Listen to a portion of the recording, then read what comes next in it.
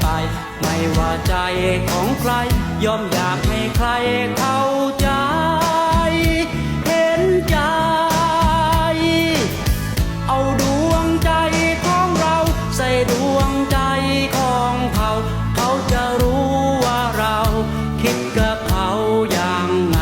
คิดอย่างโน้นอย่างนี้คิดเอาเองเรื่อยไปเปิดประตูหัวใจให้ความจริงมันแง้ม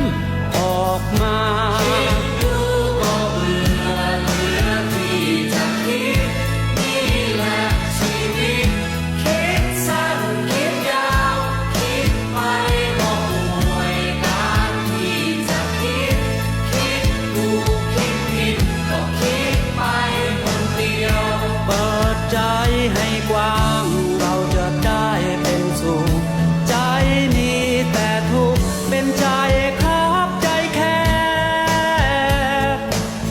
ก็ลดตัวลงหน่อยมาจับเข้าคุยกันจะโกรธกันรักกันก็บอกกันตรง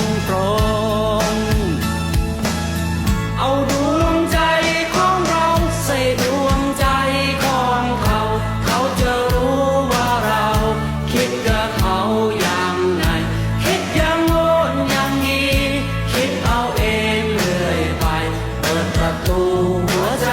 ให้ความจริงมันแง้มออกมา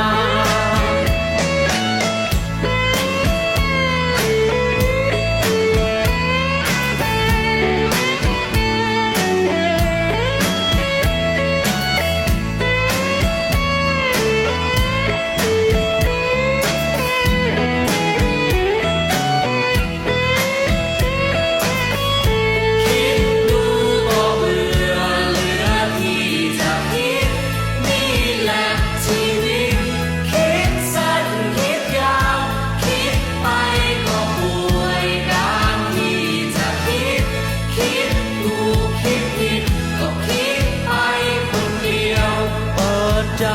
ให้กว้างเราจะได้เป็นสุขใจมีแต่ทุกข์เป็นใจ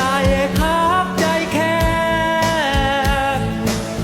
ก็ลดตัวลงหน่อยมาจับเข้าคุยกันจะโกรธกันรักกันก็บอกกันตรง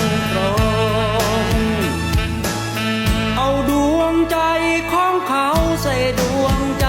ของเราเราจะรู้ว่าเขา